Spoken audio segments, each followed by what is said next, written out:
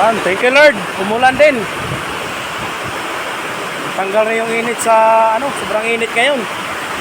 Lakas ng ulan guys, oh. Ay, salamat Panginoon.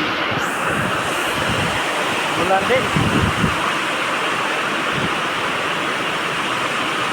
Ang lakas ng ulan.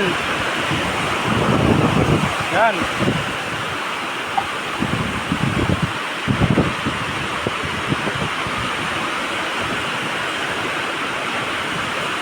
Kawawa na yung mga damo, buti inulan.